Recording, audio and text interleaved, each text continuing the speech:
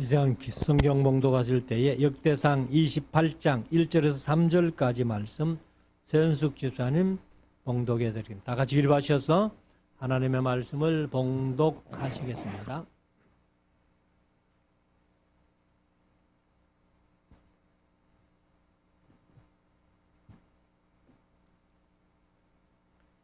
성경 봉독하겠습니다. 다윗이 이스라엘 모든 방백 곧 각 지파의 어른과 체번하여 왕을 섬기는 반장들과 천부장들과 백부장들과 및 왕과 왕자의 산업과 생축의 감독과 환관과 장사와 용사를 예루살렘으로 소집하고 이에 다윗 왕이 일어서서 가로되 나의 형제들 나의 백성들아 내 말을 들으라.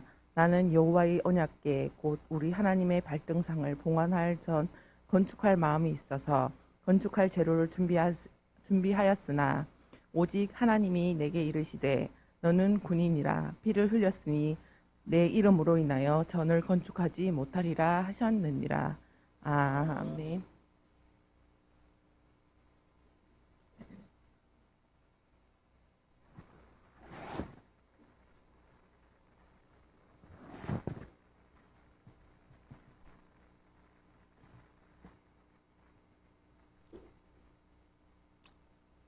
이제 우리 말씀을 묵상하는 시간인데요. 오늘 역대상 28장 1절에서 3절까지 읽었습니다만은 21절까지 있는 28장인데 한 절씩 쭉 이렇게 읽으면서 잠깐 묵상을 하겠습니다. 지난주 목요일 날 강사 에스라 강사들 한번 모여서 인원할 게 있다 해서 가서 이런저런 얘기를 하는 중에 노 목사님이 물으시더라고요. 강 목사님 은퇴가 얼마 남았죠? 그래서 한 3년 남았습니다. 했더니 이제 대하설교 얘기가 나와가지고 노 목사님은 보통 이제 한 4년에 한 텀씩 이렇게 하시고, 그리고 이제 다른 분들도 조금 진도를 빨리 한다 그렇게 말씀하시면서 너무 지루하면은 성도들이 너무 지루하게 생각한다. 그래서 저는 7년에 한 번씩 하는데요 이랬더니만은 너무 길다. 이제 지루하십니까? 그래서 노 목사님이 강의하시면서 맨날 한 절도 안 빼고 설교한다 이렇게 말씀하셔놓고 제가 대설교를 계속 이제 들어보면은 빼먹는 데가 많아요. 특별히 역대상 같은 데는 거의 한 장씩 통째로 막 넘어가는 그런 경우가 많이 있습니다. 그래서 제가 두 텀째 할 때는 진짜 한 절도 안 빼고 다 했고 읽어라도 드렸는데 세 텀째 할 때는 이제 중요하지 않는 부분들은 그래도 조금 설정 넘어가면서 한 절도 안 빼고는 안 합니다. 그래서 이제 역대 상하를 마치면은 중간사 1시간 정도, 중간사를 1시간 만에 설교한다는 것도 힘들어요. 그리고 이제 신약으로 가서 제가 은퇴할 때까지 한 3년 하면은 요한계시록까지 할 수 있겠다 이렇게 계획을 하고 있습니다. 그래서 여기 이제 역대상을 오늘 오전 오후 하면은 끝나고, 그다음에 이제 다음 주부터 역대하서로 들어가면은 36장까지 있으니까 아마 올해 내로는 거의 끝낼 수 아니겠나 싶었는데 모르겠습니다. 그래서 내년부터는 이제 신약으로 들어가서 27권을 이렇게 다 하면은 제가 은퇴할 나이가 안 되겠나 이렇게 생각을 하는데, 다윗이 이제 여기 28장에 보면은 오늘 제목을 그렇게 정했습니다만 성전 건축을 당부하다. 사실 이제 성전 건축을 하고 싶은 마음이 다윗에게 얼마나 간절했던지 그래서 나단 선지자에게 이렇게 얘기를 했더니만은 나단 선지자가 그냥 왕이요 하고 싶으면 하시지요. 그거는 좋은 일이니까 하셔도 됩니다. 그렇게 나단 선지자가 다윗 왕에게 얘기를 했는데 나단이 그날 밤에 잠을 잘 때에 하나님께서 나단에게 나타나셔가지고 다윗은 안 된다. 오늘 여기 본문에도 이렇게 말씀을 하셨습니다만은 군인이라서 전쟁을 너무 많이 해서 피를 너무 많이 흘렸기 때문에 다윗은 안 돼.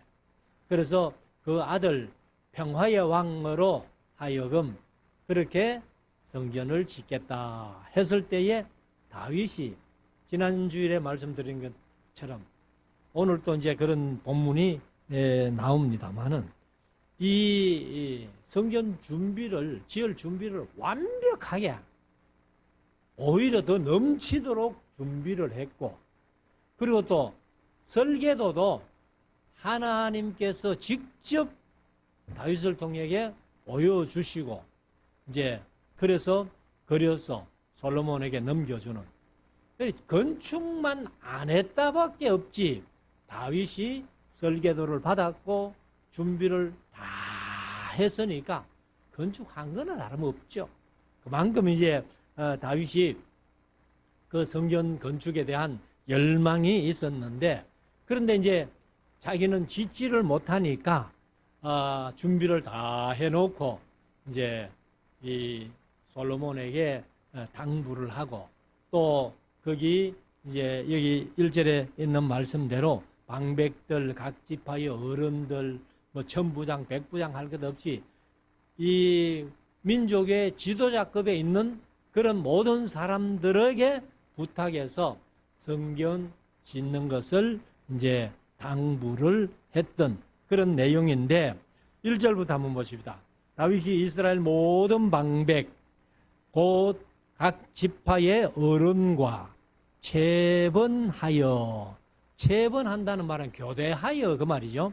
교대하여 왕을 섬기는 반장들과 우리 지금으로 말하면 대통령 경호실입니다. 경호실. 뭐 제가 이제 경호실에 군인으로서 있어 봤습니다만은 1시간도 안 비워요. 24시간 계속 근무를 씁니다. 경호실에 있는 그 군인들, 그 다음에 이제 제가 있을 때는 경찰들도 그 100일 경비단이라고 해가지고 경찰들도 있었고 그렇게 그 다음에 이제 민간인들은 사실은 근접 경호라 이래가지고 사실은 22경호대가 있었어요. 그 22경호대 같은 경우는 전부 유단자들입니다. 태권도나 유도나 할 것 없이 그렇게 한 3단 이상 되는 사람들이 그 이제 22경호대에 있어서 경호를 했는데 아무튼 대통령, 일국의 대통령이라도 그렇게 한 시간도 빠짐없이 24시간 다 경호를 하는데 뭐 다윗 같은 경우가 왕이니까 왕도 아마 그렇게 경호를 했던 것 같아요. 그래서 교대하면서 이제 경호하던 그런 군인들 그리고 이제 반장들 왕을 섬기는 반장들과 천부장들과 백부장들과 및 왕과 왕자의 산업과 했는데 여기 이제 산업은 개역 개정을 보니까 모든 소유와 그러니까 이제 왕과 왕자들의 모든 소유를 이제 지키는 사람들이고 그 다음에 생축의 감독과 환관과 장사와 하는 것은 이것은 이제 아주 강한 용사들 그런 의미가 있습니다. 그리고 용사를 예루살렘으로 소집하고 그러면은 이 민족의 지도자들 우리 흔히 하는 말로 내로라 하는 사람들은 다 예루살렘으로 모았다는 겁니다. 다윗이. 그럼 모은 이유가 뭐겠는가? 이제 당부하기 위해서. 그래서 2절에 이에 다윗 왕이 일어서서 가로되, 다 모아놓고 이제 일어서서 가로되 나의 형제들 나의 백성들아. 그래서 다윗 왕이 자기 백성들을 부를 때에 그 백성들을 뭘로 취급했어요? 나의 형제들. 그렇게 얘기를 합니다. 우리나라 대통령도 우리 국민 한 사람 한 사람을 나의 형제라고 생각하고 통치해주면 얼마나 좋겠어요. 그래서 다윗은 확실히 정치력이 있었습니다. 아주 정치를 잘했어요. 지금 우리나라 위정자들이 다윗이 했던 정치를 좀 배워서 하면 좋겠다. 그런 생각을 늘 합니다. 그래서 나의 형제들, 나의 백성들아, 내 말을 들으라. 나는 여호와의 언약궤, 곧 우리 하나님의 발등상을 봉안할 전 건축할 마음이 있었어. 그래서 이 성전을 다윗은 하나님의 발등상으로 그렇게 표현을 했습니다. 그래서 하나님이 계신 곳은 물론 하늘 위에지요. 그러나 하나님은 우리가 흔히 신학적인 용어로 무소부재하신 하나님, 편재하신 하나님 이렇게 얘기를 하잖아요.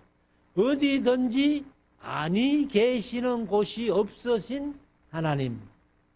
그러나 하나님의 보좌는 아마 하늘 위에 있을 것이다. 우리가 이제 그렇게 성경을 통해서 보는데, 그런데 하늘 위에 있는 보좌, 거기에 계시면서 또 성전을 발등상으로 개역 개정은 발판이라고 했어요. 그래서 하나님이 보좌에 계시면서 발판, 발등상은 바로 지상에 있는 교회다. 이렇게 다윗이 생각을 한 겁니다. 그러니까 다윗이 얼마나 하나님에 대한 믿음, 신앙이 있었던 것을 우리가 봅니다. 자, 3절. 오직 하나님이 내게 이르시되 너는 군인이라. 그러면 이제 개역 개정은 전쟁을 많이 한 사람이라. 그렇게 얘기를 했어요. 그래서 너는 군인이라. 피를 흘렸으니 내 이름을 위하여 전을 건축하지 못하리라 하셨느니라. 사실 이제 다윗은 전쟁을 해서 피를 흘렸다 할지라도 하나님 앞에 죄가 될 만한 무죄한 자의 피는 흘리지 않았다는 거예요. 요즘 전쟁 같으면은 사실 이제 우크라이나와 러시아가 전쟁하는데 군인들 죽이는 거는 뭐 얘기를 안 해요. 그런데 민간인들을 죽였다면은 그게 여론이 된다는 말이에요. 그래서 우리나라도 뭐 지금 6.25 전쟁을 통해 가지고 군인들도 많이 죽었지만은 민간인들을 그렇게 많이 학살했다는 겁니다. 그래서 지금 많은 분들이 역사 바로 세우기 이런 것들을 하면서 민간인을 얼마나 죽였는지 그런 것들을 조사하고 있는데, 아무튼 이제 다윗 같은 경우는 무죄한 자의 피를 흘린 적은 없어요. 전쟁을 통해서 이게 합법인지는 모르겠지만은 하나님도 전쟁을 통해서 죽인 피 흘림에 대해서는 죄값을 묻지를 않습니다. 그런데 그렇게 다윗이 무죄한 자의 피를 흘리지 않고 전쟁을 통해서 피를 흘렸다 할지라도 다윗이 그 피 흘림이 많기 때문에 그 피 흘린 손으로 성전 짓는 것은 하나님이 원치 않는다. 그래서 이런 것들 보면은 우리가 하나님께서 얼마나 이 피 흘림에 대한 그것이 중요한지를 이렇게 말씀하는 것을 볼 수가 있습니다. 그래서 우리가 어떤 방법으로 이렇게 한다 할지라도 정당한 방법이지만은 또 흔히들 뭐 정당방위라 그러죠. 자기를 지키기 위해서 정당방위로 했다 할지라도 피 흘리는 것은 하나님이 원치 않으신다 하는 것을 우리가 한번 마음속에 새겼으면 좋겠습니다. 그래서 하나님을 이제 여기서 볼 때는 다윗이 다윗이 성전을 짓고 싶었지만은 다윗을 못 짓게 하고 그 아들 대에 가서 씌우면은 몇 년 더 걸릴 것 아니에요. 세월이 조금 더 지날 것 아니에요. 그러나 하나님의 뜻은 몇 년 더 더디게 간다 할지라도 피 흘린 다윗의 손으로 짓는 것보다는 평화의 왕 솔로몬을 통해서 짓는 것이 하나님의 뜻이다 하는 것을 우리가 볼 수 있습니다. 그래서 우리가 교회 일을 하든 세상 일을 하든 어떤 일을 할 때에 조금 더디더라도 정상적으로 가는 게 좋겠다 하는 것을 우리가 여기에서 한번 배워볼 수 있죠. 자, 4절. 그러나 이스라엘 하나님 여호와께서 전에 나를 내 부친의 온 집에서 택하여. 다윗의 아버지가 이세 아니에요. 그러면은 이세의 아들이 8명이 있는데 사무엘에게 이세에게 가서 그 기름 부어라 해가지고 엘리압부터 시작해가지고 7명이 다 지나가도 이도 아니다 이도 아니다 이렇게 말씀하시다가 다윗은 뭐 막내니까 그냥 양치로 보낸 거예요. 형들이 양치던 곳을 그냥 양이나 돌봐라 하고 보내놨는데 7명이 다 지나가도 이도 아니다 하고는 그 다음에 사무엘이 더 없습니까? 하나 있기는 있는데요. 그래서 다윗을 불러오기까지 내가 식사의 자리에 앉지 않겠다 하고 다윗이 오는 것을 보고 이가 거니 기름을 부어라. 사람은 외모를 보지만은 나 하나님은 중심을 본다. 이렇게 해서 이제 그렇게 다윗이 왕으로 기름 부음을 받았잖아요. 그래서 내 부친의 온 집에서 택하여 영원히 이스라엘 왕이 되게 하셨나니 곧 하나님이 유다 지파를 택하사 머리를 삼으시고.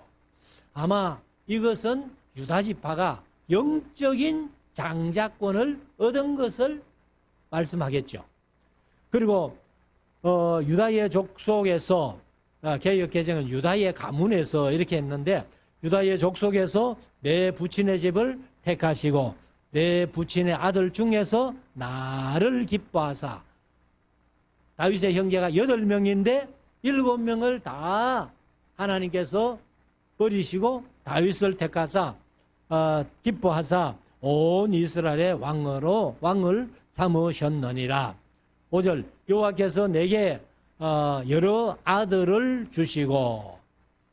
하나님이 다윗에게 몇 아들을 주셨어요? 19명의 왕을 주셨어요. 아들을 주셨어요. 그래서 19명의 아들 외에도 첩에서 난 그런 아들들은 거기 숫자에 안 들어갔어요. 그래서 제가 늘 말씀드렸습니다만은 솔로몬 같은 경우는요, 그 지혜로운 왕이 자기 아들을 몇 명이나 낳았는지 성경에 기록이 없습니다. 그래서 다윗 같은 경우는 자기가 낳은 아들을 이제 19명이다 이렇게 기록을 했는데, 근데 첩에서 난 아들들, 그런 아들은 또 기록을 안 했어요. 근데 아무튼 여러 아들을 주시고 그 모든 아들 중에서 내 아들 솔로몬을 택하사 여호와의 나라 위에 앉혀 이스라엘을 다스리게 하려 하실세. 그래서 이제 다윗의 아들 중에서는 사실은 다윗의 장자가 암논이었잖아요. 그런데 암논도 그 왕의 자리에 못 오르고, 그 다음에 압살롬도 아주 준수하고 빼어난 아들인데도 자기 스스로가 왕됐다가 그냥 죽었죠. 그 다음에 이제 그 위에는 아도니아인데, 아도니아도 또 열왕기 하서 1장에 보면은 스스로 왕됐다가, 열왕기 하서가 아니고 열왕기 상 2장에서 스스로 왕됐다가 결국은 죽었잖아요. 그리고 이제 하나님이 그 솔로몬을 택하셔가지고 왕의 자리에 앉혀가지고 이스라엘을 다스리게 하려 하실세. 6절, 내게 이르시기를 내 아들 솔로몬 그가 내 전을 건축하고 내 여러 뜰을 만들리니. 여기 이제 여러 뜰이라는 것은 성전에 보면은 이제 이스라엘인의 뜰이 있어요. 이방인의 뜰이 있어요. 여인들의 뜰이 따로 있어요. 그러니까 아무나 성전에 막 들어가는 게 아니고, 그런 이제 구별되어 있는 곳으로 들어가서 그렇게 예배하게 되는데, 아무튼 뜰을 만들리니 이는 내가 저를 택하여 내 아들을 삼고 나는 아비가 될 것임이라. 저가 만일 나의 계명과, 하나님의 계명이죠. 여기서 말씀하시는 건 이제 지금 하나님이 말씀하시는 건데, 나의 계명과 규례를 힘써 준행하기를 오늘날과 같이 하면 내가 그 나라를 영원히 경고케 하리라 하셨느니라. 사실 이제 솔로몬이 열왕기 상 11장에 가면은 그냥 하나님을 떠나서 타락해요. 그래서 이 다윗 왕조가 영원히 간다는 것은 예수 그리스도가 만왕의 왕으로 오셨기 때문에 영원히 가는 거지, 다윗 왕조만은 영원히 가지 않습니다. 솔로몬 끝나고 나서 남북이 갈리고 북방 이스라엘은 11명이 통치하면서 호시아 시대 끝나버리고, 남방 유다는 20명의 왕이 통치하면서 시드기야에서 끝나버려요. 시드기야 이후에 예수님 오시기까지는요, 다윗 왕조가 없습니다. 중간사에는 다윗 왕조가 아닌 하스모니아 왕조, 하스몬 왕조가 잠깐 통치하다가 그것도 없어져 버리고. 아무튼 그래서 8절에 가면은 이제 너희는 온 이스라엘 곧 여호와의 회중에 보는 데와 우리 하나님의 들으시는 데서 나의 하나님 여호와의 모든 계명을 구하여 지키기로 하라. 그리하면 너희가 아름다운 땅을 누리고, 이것은 이제 가나안 땅에서 계속 살도록 해주겠다 그 말이죠. 그리고 너희 후손에게 끼쳐 영원한 기업이 되게 하리라. 그러니까 이제 하나님께서 너희들이 내와 약속한 거 언약을 지키고 계명대로 율례대로 율법대로 살면은 너희 후손들까지라도 가나안 땅에 계속 잘 살도록 해주겠다, 이렇게 약속을 이제 했다는 것을 말씀을 하고 있습니다. 그래서 이 하나님의 말씀은 국민들 대표, 민족의 대표, 지도자들에게 한 말이고, 그 다음에 이제 9절부터는 솔로몬에게 다윗이 또 얘기를 합니다. 자, 내 아들 솔로몬아, 너는 네 아비의 하나님을 알고 온전한 마음과 기쁜 뜻으로 섬길지어다. 여호와께서 뭇 마음을 감찰하사 모든 사상을 아시나니. 여기 이제 사상이라고 했는데 개역 개정은 의도라고 했어요. 모든 사람의 의도. 그래서 우리가 흔히 얘기를 하는 대로 우리의 생각과 마음까지도 다 아시는 하나님. 그래서 우리의 생각한 바까지도 하나님이 다 아시는데, 네가 저를 찾으면 만날 것이요. 하나님께서 예언자들을 통해 가지고 많이 말씀하시던 말씀이죠. 나를 찾아라. 그러면 만날 거야. 그렇게 말씀하시는데 네가 하나님을 찾으면 하나님을 만날 것이고 버리면 저가 너를 영원히 버리시리라. 그래서 결국은 열왕기상 11장에서 솔로몬이 타락을 합니다마는 타락했다가 다시 돌아와요. 돌아와가지고 쓴 책이 전도서잖아요. 그래서 솔로몬에게는 이제 특별한 하나님의 은혜를 주시는데 여기 보면은 우리가 전체적인 입장에서 보면은 하나님이 인간을 먼저 찾아가십니다. 우리는 생각할 때 우리가 하나님을 찾아온 것처럼 생각하는데 그렇지 않습니다. 하나님께서 저와 여러분들을 찾아와 주셨고 그리고 우리가 거기에 응답해서 하나님의 자녀가 된 거예요. 그러면은 여기에서 이제 볼 때에 이 찾는다는 말을 하고 있잖아요. 그래서 찾는다는 말을 보니까 히브리어로는 다라쉬라고 했는데 이제 자주 가다, 그 다음에 뭐 찾다, 탐구하다, 구하다, 요구하다, 문의하다, 막 노력하다, 시도하다 뭐 그런 뜻을 가지고 있는데 찾는다는 것은 그냥 찾아만 가는 게 아니라 우리는 지금 하나님을 찾는 게 뭐냐면은 다른 뜻으로 예배도 하는, 예배하다, 그 다음에 절하다, 경배하다 이런 뜻도 있거든요. 그러니까 하나님을 찾는다는 말은 찾아만 갈 뿐만 아니라 우리가 현재 신앙생활 하면서 하나님을 찾는다는 것은 예배를 잘하는 겁니다. 또 여호와를 경배하는 겁니다. 그렇기 때문에 우리가 항상 네가 저를 찾으면 만날 것이요. 그래서 예배를 통해서 하나님을 찾아가고 그 다음에 경배를 통해서 하나님을 찾아가고 하나님을 경외함을 통해서 하나님을 찾게 되는 겁니다. 10절 그런즉 너는 삼갈지어다 여호와께서 너를 택하여 성소의 전을 건축하게 하셨으니 힘써 행할지니라.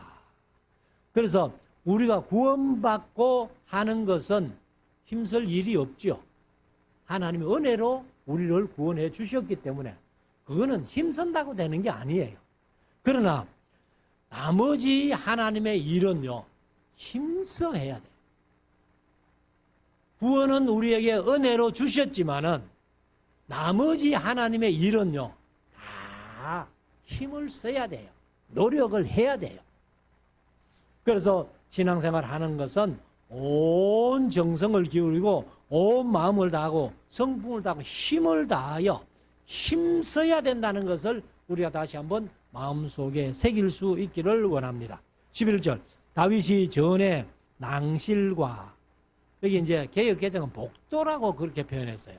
그런데 이것은 이제 현관을 얘기를 합니다. 오늘날로 말하면 현관, 그 다음에 현관의 홀 이런 것들인데 낭실과 그 집들과 곡관과 곡관은 이제 창고죠, 사실. 그 다음에 다락과 골방과 속죄소의 식양을 했는데 개역개정이 이제 설계도라고 합니다. 그래서 제가 늘 말씀드렸습니다만 성막의 설계도를 우리 성경은 식양이라고 해놨어요. 그래서 설계도로 보면은 더 쉬운데 설계도를 그 아들 솔로몬에게 주고 하나님으로부터 받았기 때문에 이제 솔로몬에게 설계도를 줘야 성전을 지을 것 아니에요. 그리고 12절 또 성신에 가르치신 모든 식양, 성신에 했는데 개역개정은 영감으로 가르치신 모든 식양 그렇게 표현했어요.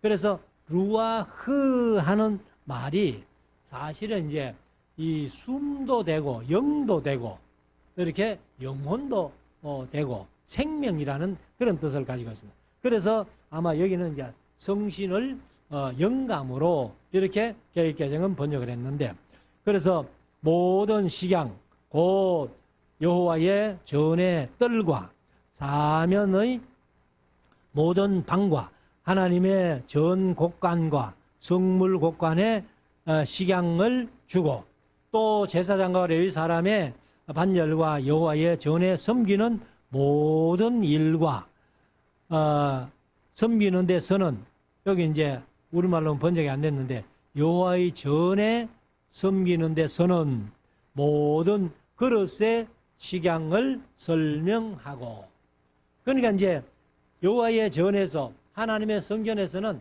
주로 금, 은 그릇이지요.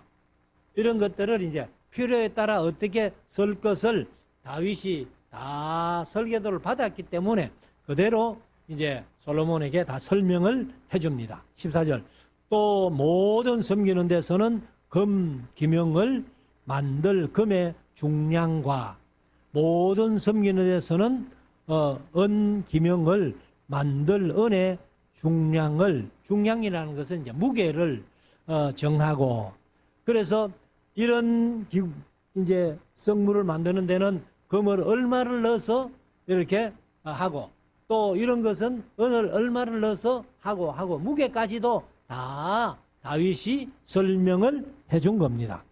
그리고 15절에 또 금 등대들과 그 등잔 곧 각 등대와 등잔을 만들 금의 중량 무게와 은 등대와 그 등잔을 만들 은의 중량을 각기 적당하게 하고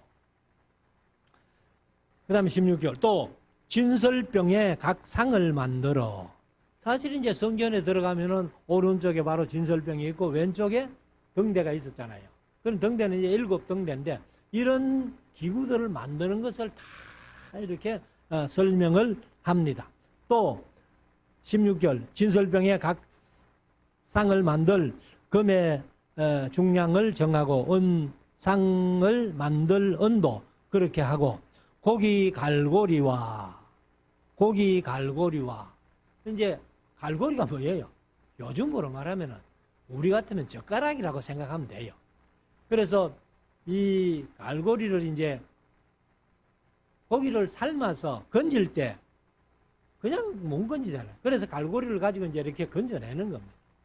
그렇게 하는 건데 갈고리와 대접과 종자를 만들 순금과 했는데 여기 이제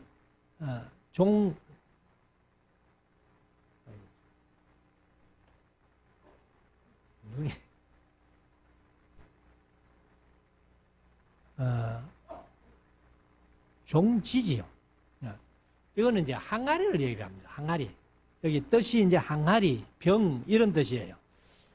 그래서 그 잔을 만들 금의 중량과 또 은잔 곧 각 잔을 만들 은의 중량을 정하고 18절 또 향단에 설 정금과 또 타시는 저소된 그룹들의 취향대로 만들 금의 중량을 정하여 주니 이 그룹들은 날개를 펴서 여호와의 언약궤를 덮는 것이더라. 이건 이제 법궤 위에 천사 둘이를 이제 날개를 펴서 있던 그런 모습인데 19절 다윗이 가로되 이 위에 모든 것의 식양을 여호와의 손이 내게 임하여 그려 나로 알게 하셨느니라. 그러면 여호와의 손이 다윗에게 임해서 이 모든 일의 설계를 그려 주셨고 나에게 알려 주셨다. 이렇게 표현을 합니다. 그래서 설계도를 그릴 때에 여호와의 손이 내게 임하여 그려 나로 알게 했다 하는 그 말씀은 하나님께서 성령으로 도와주셨다는 거예요. 그래서 이 성령의 은사가 고린도전서 12장에 보면은 9가지만 얘기를 해놨는데 이 성령의 은사는요, 뭐 900가지, 9000가지도 넘어요. 9개가 아니고.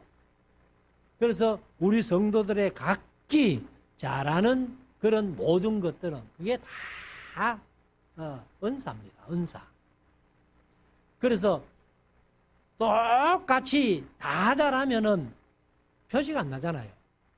그래서 우리 성도들이 각기 달란트가 다 다르기 때문에 서로 합력하면은 큰 일을 할 수 있다는 겁니다.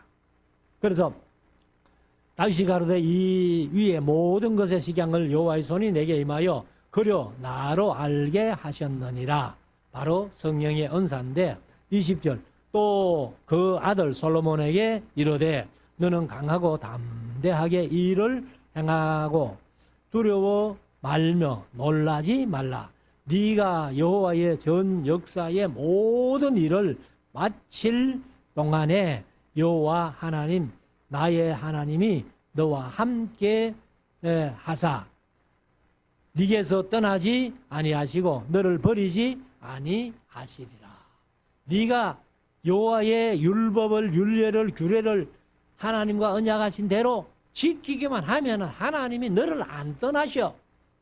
그렇게 말씀을 합니다. 마지막 21절 제사장과 레위 사람의 반열이 있으니 여호와의